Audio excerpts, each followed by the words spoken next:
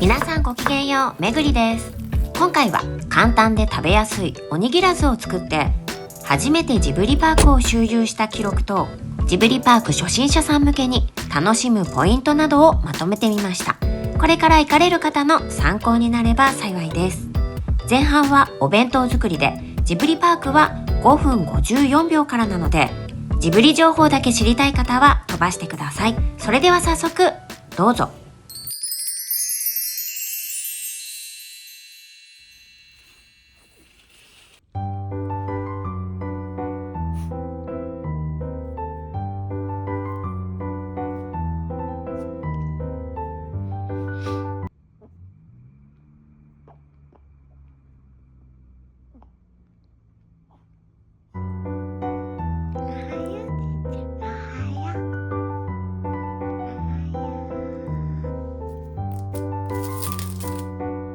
今日は楽しみにしていたジブリパークに行く日。以前よりもチケットが取りやすくなったので、ようやく行けることに。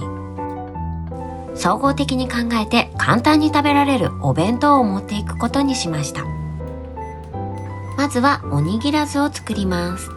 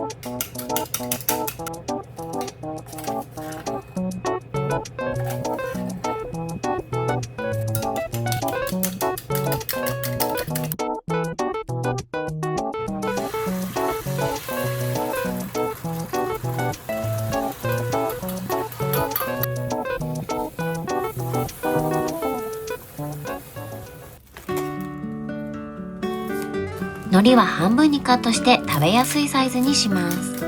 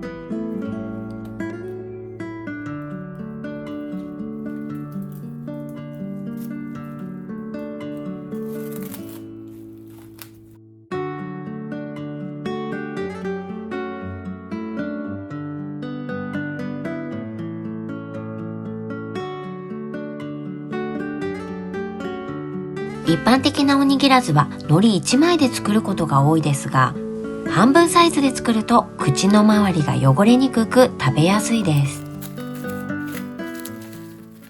続いていちごサンドを作ります。時短で簡単なフローズンホイップを使いました。耳まで白くてふわふわなふんわり食パンで作るのが我が家では鉄則。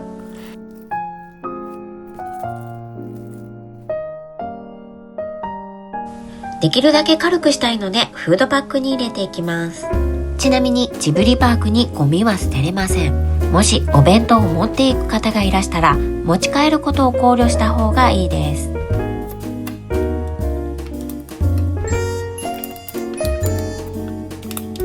フルーツサンドもカットします。1時間ほど寝かせるのが理想ですが、時間がないので数分置いただけでカットしてしまいました。見た目は悪いですが、なんとか完成です。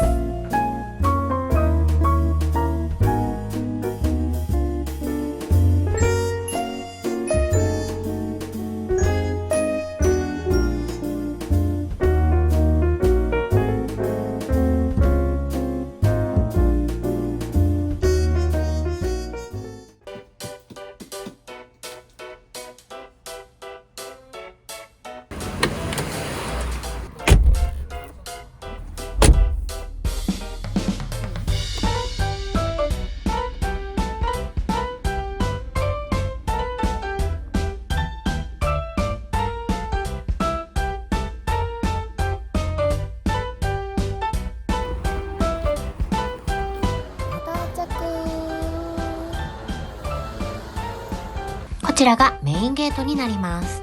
ジブリパークは万博の跡地、愛・地球博記念公園森コロパーク内に作られたスタジオジブリの世界を体験できるテーマパークです。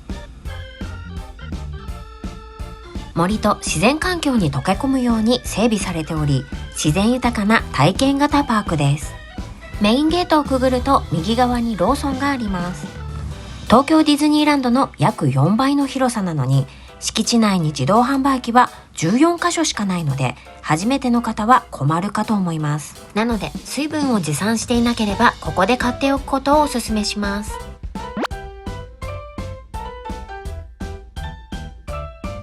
公園の北口ゲートをくぐると、まず目に飛び込んでくるのがこのエレベーター塔。天空の城ラピュタやハウルの動く城を彷彿とさせ、19世紀末の空想科学的なデザインが特徴です。アトラクションのような見た目ですが、誰でも無料で利用できるエレベーターです。パーク内はとても広いので、マップなしで目的地にたどり着くのは至難の業。セット券はこちらの2種類あって、私たちが購入したのは大散歩券スタンダードです。ジブリの大倉庫、もののけの里、魔女の谷の各エリアを周遊できるチケットです。ジブリの大倉庫のみ入場時間指定があるので、周遊する順番が鍵となってきます。まず行くのはどこだ？あ、これか。魔女の谷に行ってから1時にジブリの大倉庫で、最後にどこだっけ？青春の丘？違う。もののけの里は行かないの？あ、これだ。もののけの里に行きます。まずは魔女の谷から。エリアの入り口より手前にある魔女の口。ここはチケットなしでも通れます。入ってって。アーヤと魔女に登場する魔女のベラヤーガをイメージしたモザイクタイル張りの顔の形をした魔女の口は迫力満点。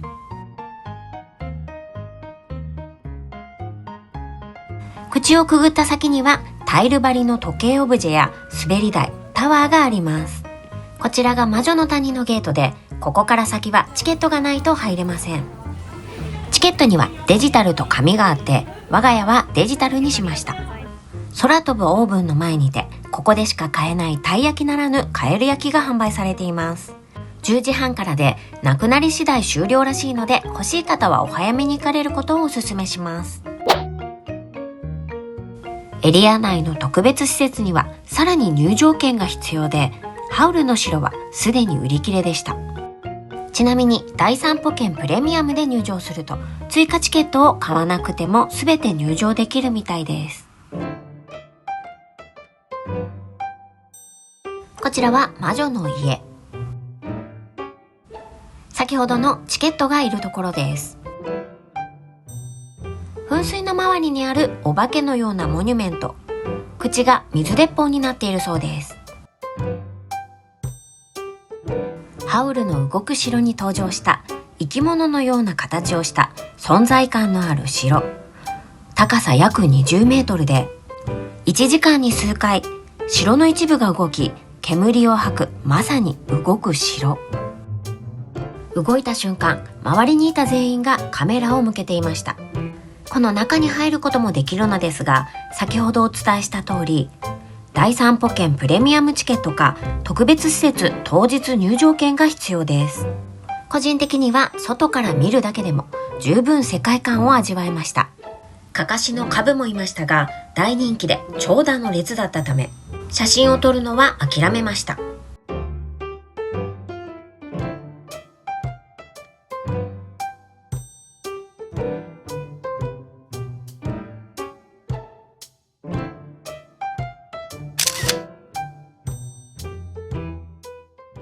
ハウルの動く城の前の道には金の銅像がありました。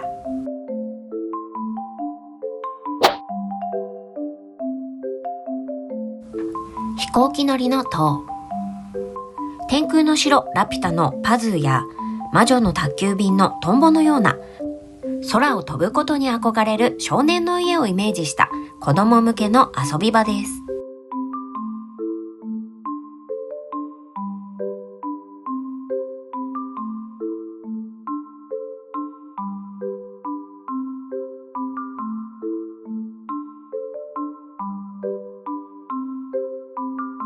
フライングマシン。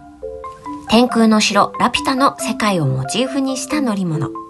別途乗り物券を買う必要があります。こちらは沖の亭。魔女の宅急便の主人公キキが魔女の修行に旅立つ前まで過ごした2階建ての家。ほうきが置いてあるのでこれを使って記念撮影しました。ちなみにこの庭園には入れますが、沖の亭に入るにはここもプレミアムか当日チケットが必要です。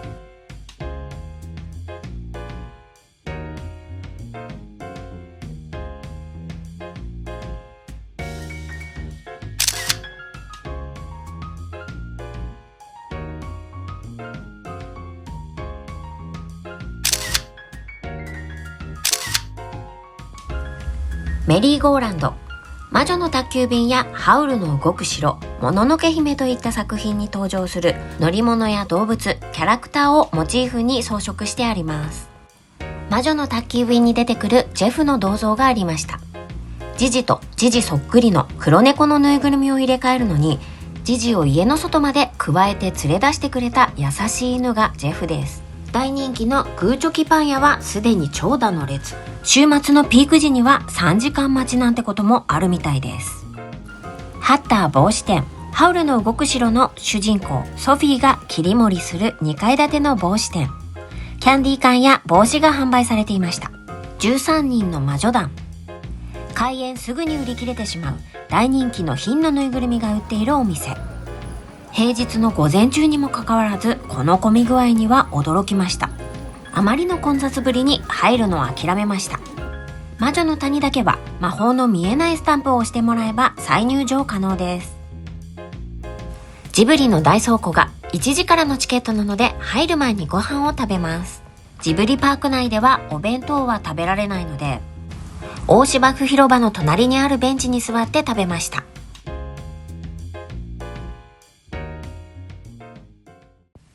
灯籠門。千と千尋の神隠しの湯屋を思わせるこの門。実は旧料亭稲本の門が移設復元されたそうです。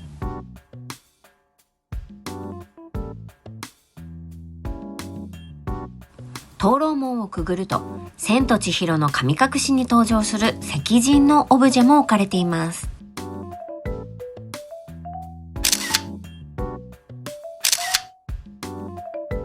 ここもチケットなしで周遊できる無料エリアです。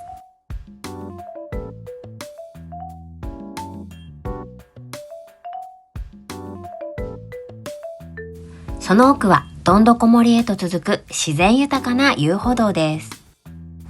こういった遊歩道には各所にスタジオジブリの作品のキャラクターや忘れ物をモチーフにしたオブジェが設置されているので、時間に余裕があれば探し回るのも楽しいと思います。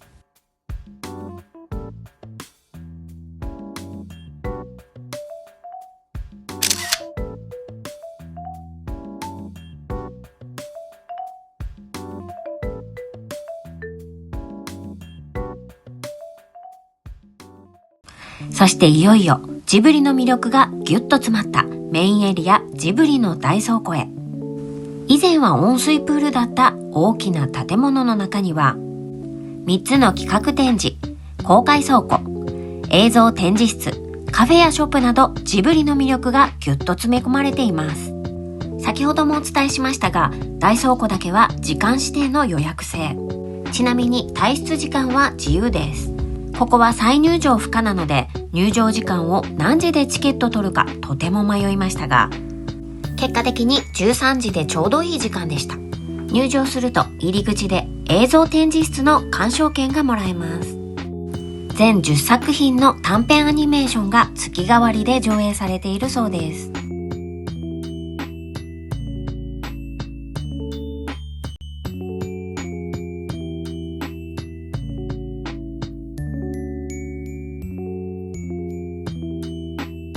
入り口から階段を降りてすぐのところに案内所があります。お願いするとマップが1グループにつき1つもらえます。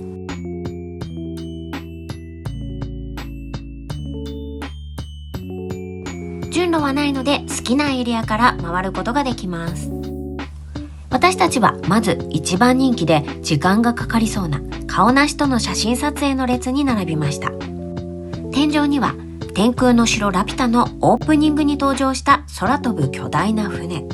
全長7メートルでなかなかの迫力です。そしてこちらは約20万枚の色鮮やかなタイルが使われている中央階段。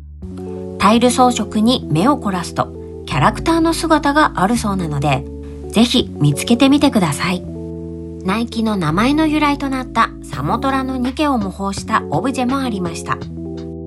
大倉庫は室内なので天候の影響を受けずに楽しめます。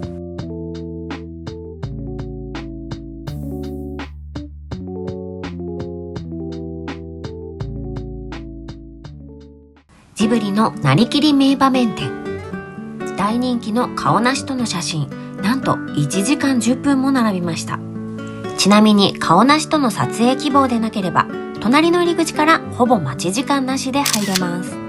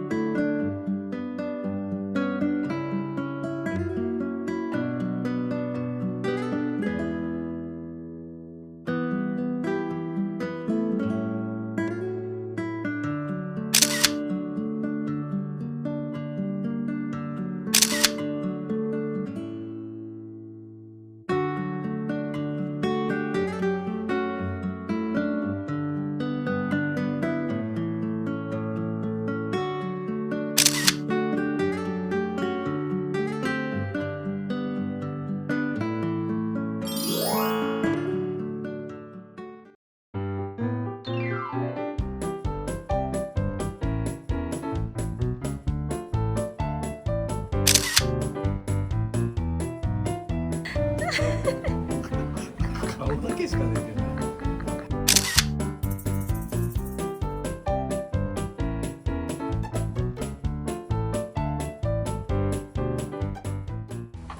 2階へ行くには階段とエレベーターもありました。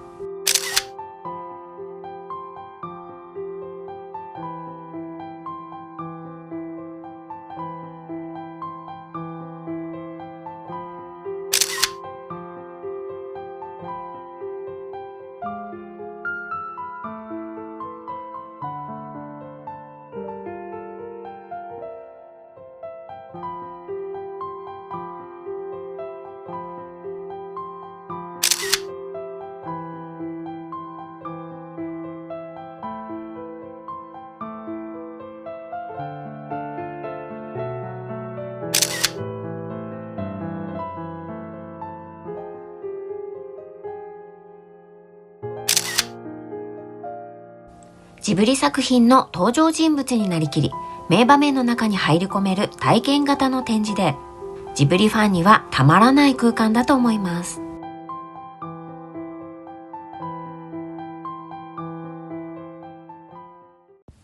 続いてやってきたのは床下の家と小人の庭のエリア。かまぼこ板でできた扉の中はアリエッティの部屋。混雑していたのでスルーしました。仮暮らしのアリエッティに登場する小人になった気分になれる場所、小人の庭へ。タンポポなどの雑草が小人目線で表現されています。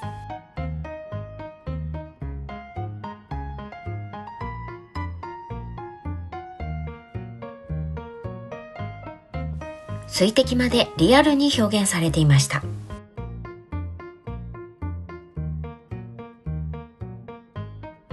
ショーがアリエッティに送った角砂糖と忘れ物のメモが庭の片隅に再現されています。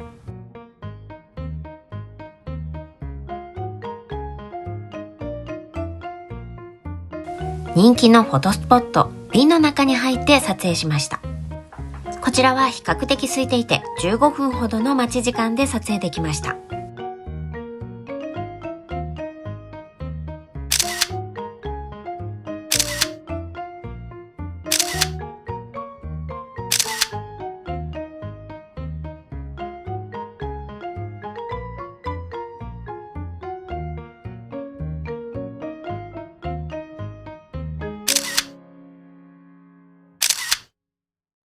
ロボット兵も大人気で行列ができていたので、並ぶのは諦めて遠くから撮影しました。千と千尋の神隠し、偽の館長室。今にも動き出しそうな湯婆婆が迫力満点でした。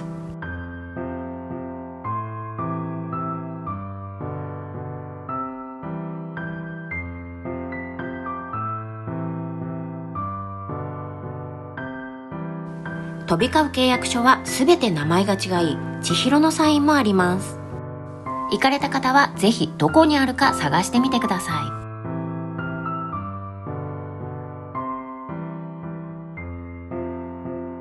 い。壁面には白を追いかけている式紙が貼り付いていて、あのシーンを思い出します。企画展示室。中は撮影禁止の場所がありますが、途中から撮影できます。ジブリの過去作品がたくさん並んでいました。こう見ると名作ばかりで、改めてジブリの凄さを再確認しました。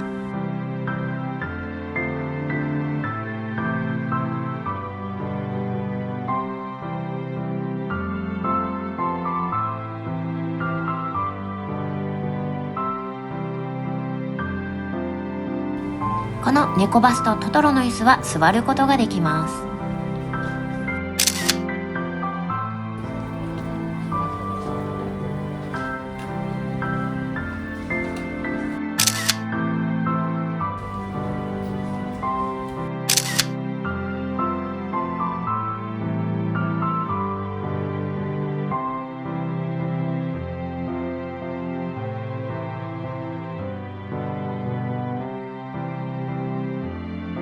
カウンター越しに大きなトトロがお出迎え。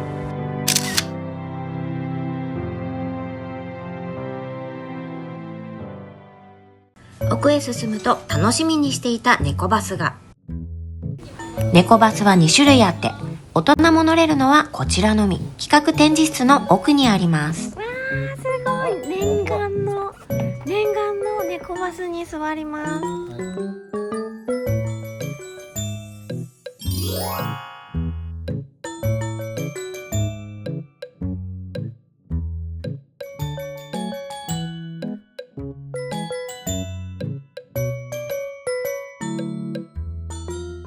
猫バスの周りにはジブリの本がたくさん展示されています。ところどころに飾られているフィギュアなども見どころ。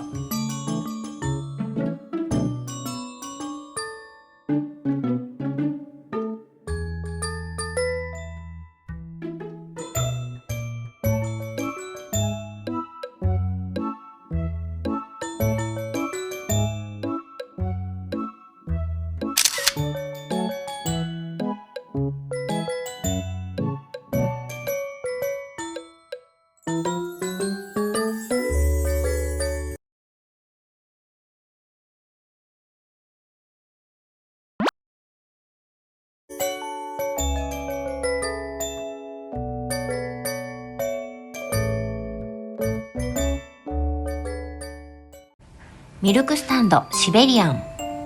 風立ちぬに登場したカステラであんこを挟んだお菓子と牛乳が買えるカウンター式のお店。こしあん3つとゆずあんを1つ。ゆずあん1つありがとうございま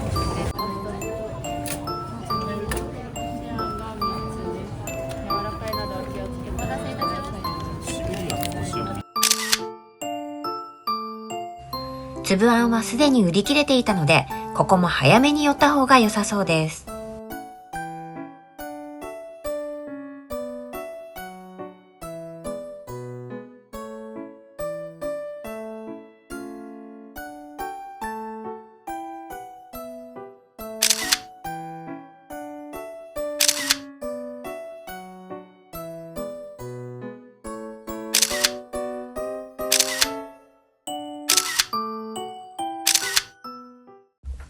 公開倉庫。三鷹の森ジブリ美術館の企画展示や国内外の展示会で展示された制作物、造形物が保管してある倉庫の中が見れるというちょっと独特な雰囲気の倉庫。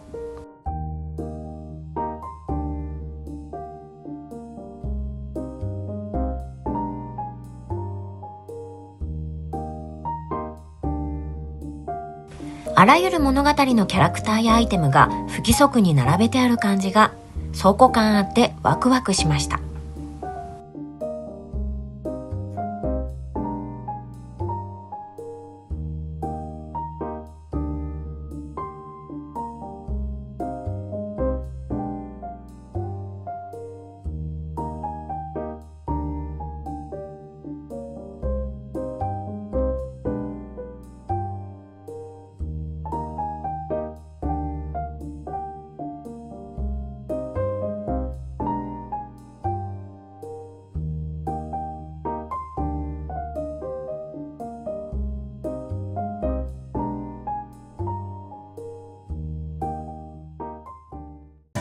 南町。懐かしい気分になれる商店街。駄菓子屋さんでラムネを買いました。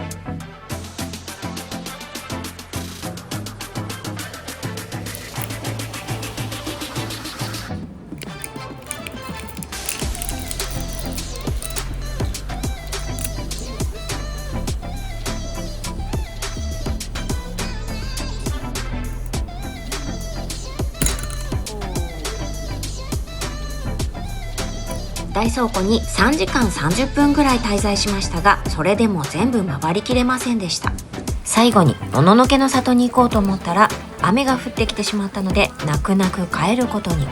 ジブリパークは5時までなので、開園から周遊しても全エリアを制覇するのはかなり難しいので、事前に行きたいところを絞って順路を考えてから行くことをおすすめします。以上、初めてのジブリパーク Vlog でした。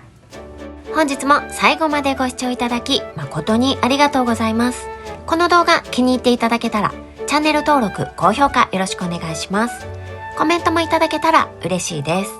インスタグラムのフォローもよろしくお願いします。